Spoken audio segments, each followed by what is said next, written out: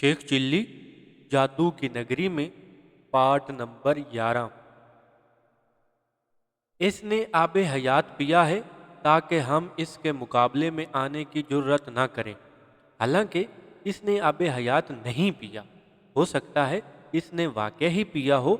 चौथे हिस्सादार ने कहा, नहीं, हमने इसे जेली आबे हयात भेजा था जिसे इसने असली समझकर पिया है। तलवार जादूगर बोला। फिर इसने शेख चिल्ली का किस्सा सुनाया और इन हिस्सादारों को यकीन हो गया कि तलवार जादूगर की बात दुरुस्त है। फिर अब क्या करना चाहिए? दूसरे हिस्सादार ने पूछा। हमें मिलकर हरारा जादूगरनी को ललकारना और इसे हलाक करना चाहिए। शोला जादूगर ने कहा, ठीक है, हम तुम्हारे साथ हैं। पहले हिस्सादार ने कहा। शेख चिल्ली अब कहाँ है? तीसरे हिस्सादार ने पूछा। हरारा के महल में। तलवार जादूगर बोला। ठहरो, मैं इसकी खैरियत दरियाफ्त करता हूँ। इसने एक मंत्र पढ़कर दीवार पर टंकी इंसानी खोपड़ी पर फूंक मारी और खोपड़ी दीवार से हटकर हवा में तैरने लगी। क्या हुक्म है मेरे आका? खोपड़ी के मुंह से आवाज निकली। शेख चिल्ली कहाँ और किस हाल में है? तलवार जादूगर ने पूछा। मेरे आका, इसे हरारा जादूगरनी ने कैद कर दिया है। वो इसके माल के एक कमरे में बंद है। खोपड़ी ने जवाब दिया और दोबारा दीवार से जा लगी। शोला जादूगर फिक्रमंद होकर बोला, ये तो बहुत बुरा हुआ। कोई बात नहीं, हम हरारा जादूगरनी को हलाक करके इसे आज़ाद करा लेंगे। तलवार जादूगर ने कहा। फिर इसने तमाम हिस्सादारों को रुखसत करते हुए कहा, हम कल हरारा जादूगरनी से जंग करेंगे। इनके जाने के बाद शोला जादूगर और तलवार जादूगर कमरे में रह गए। चंद लम्हों बाद एक गुलाम ने अंदर आकर कहा, हुजूर, हरारा जादूगरनी का बेटा कबाब जादूगर मिलने आया है।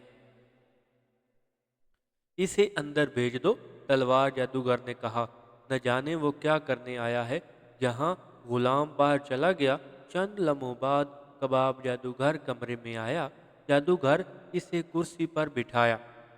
सुना है तुमने मेरी माँ का हुक्म मानने से इनकार कर दिया है। कबाब जादूगर कहने लगा। हाँ, हम इसकी बादशाहत तस्लीम नहीं करते। जादू नगरी में हमारा भी हिस्सा है। शोला जादूगर बोला।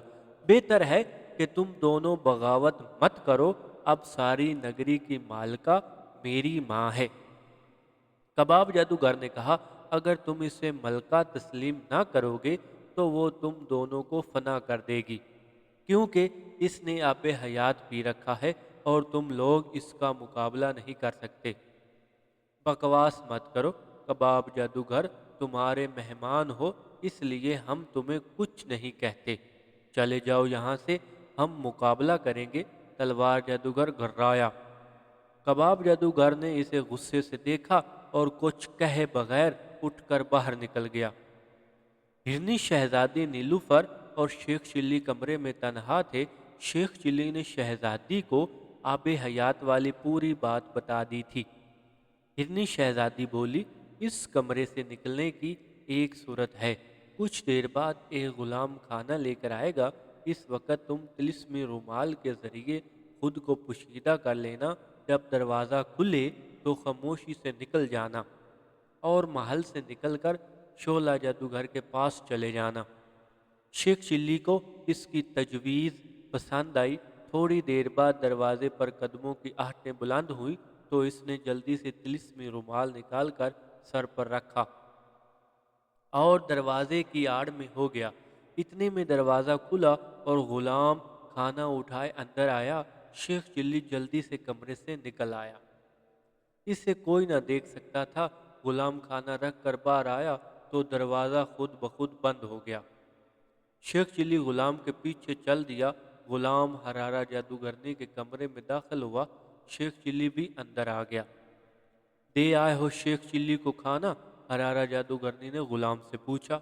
वहाँ सिर्फ हिरनी थी। गुलाम ने कहा, शेख चिल्ली मुझे नजर नहीं आया। क्या बकते हो? शेख चिल्ली को मैंने खुद वहाँ बंद किया था। हरारा जादूगरनी ने गुस्सैले लहजे में कहा। آپ خود جا کر دیکھ لیں، وہ وہاں بالکل نہیں ہے، غلام نے سہم کر کہا۔ حرارہ جادوگرنی اٹھی اور کمرے سے نکل آئی۔ شیخ چلی بھی اس کے پیچھے چل دیا۔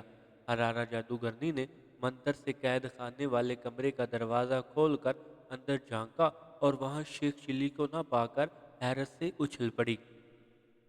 شہزادی، شیخ چلی کہاں گیا؟ اس نے ہرنی سے پوچھا۔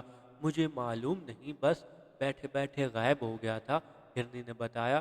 حرارہ جادوگرنی نے دروازہ بند کیا اور وہاں سے اپنے کمرے میں پہنچی۔ شیخ چلی بھی اندر آ گیا۔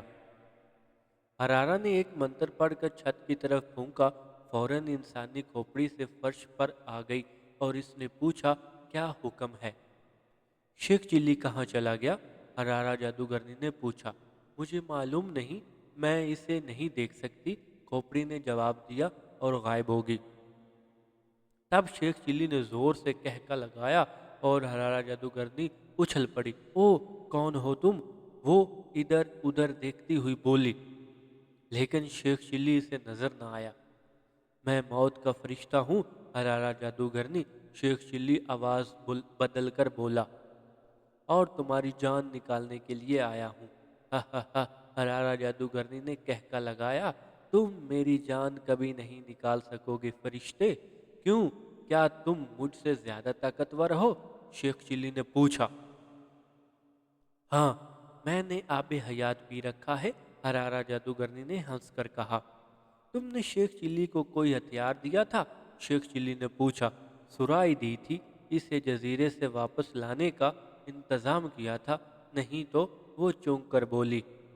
پھر سوچو، شیخ چلی نے ہتھیار کے بغیر ہاتھی کی آنکھ کیسے پھوڑی ہوگی، واپسی پر سمندر کیسے عبور کیا ہوگا، سرائی کہاں سے لی ہوگی؟ او، یہ تو میں نے سوچا ہی نہیں، حرارہ جادوگرنی پریشان ہو کر بولی۔ بس تو تم نے آب حیات نہیں پیا، وہ خرگوش کا خون تھا جو شعلہ جادوگر اور تلوار جادوگر نے شیخ چلی کے ہاتھ تمہیں بھیجا تھا، اور تم نے اسے اصل آب حیات سمجھ کر پی لیا، شیخ چلی نے ہنس کر کہا۔ اب مرنے کے لیے تیار ہو جاؤ۔ یہ سن کر حرارہ جادوگرنی موت کے خوف سے کانپنے لگی۔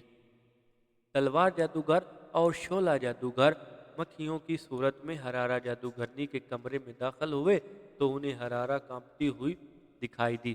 وہ حیران ہوئے کہ کیا ماجرا ہے، شیخ چلی کو نہ دیکھ سکے۔ حرارہ، کیا تم مرنے کے لیے تیار ہو؟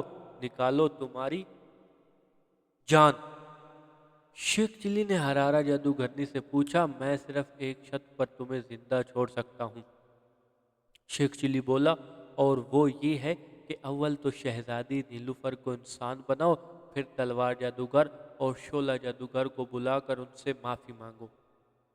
مجھے منظور ہے، میں ابھی شہزادی کو انسان بناتی ہوں، حرارہ جادوگرنی بولی۔ پھر اس نے طلسمی جن کو طلب کر کے حکم دیا کہ وہ شہزادی کو وہاں سے لے آئے۔ طلسمی جن غائب ہو گیا۔ ایک دو لمحوں بعد وہ ہرنی شہزادی کو اٹھائے نمودار ہوا اور اسے وہاں چھوڑ کر غائب ہو گیا۔ حرارہ جادوگرنی نے ایک منتر ہرنی پر پھونکا اور وہ انسان بن گئی۔ شعلہ جادوگر اور تلوار جادوگر نے شیخ چلی اور حرارہ کی باتیں سن لی تھی، انہوں نے خود کو مکھیوں سے دوبارہ انسان بنا لیا۔ انہیں دیکھ کر حرارہ جادوگرنی بہت حیران ہوئی، شیخ چلی کو بھی حیرت ہوئی۔ میں تم دونوں سے معافی چاہتی ہوں، حرارہ جادوگرنی نے جادوگروں سے کہا، اور ہم تمہاری موت چاہتے ہیں۔ شعلہ جادوگر گھبرایا، کیونکہ تمہاری نیت کبھی ٹھیک نہ ہوگی۔ یہ کہہ کر ان دونوں نے تلوار نکال لی۔ اتنے میں کباب جادوگر کمرے میں داخل ہوا۔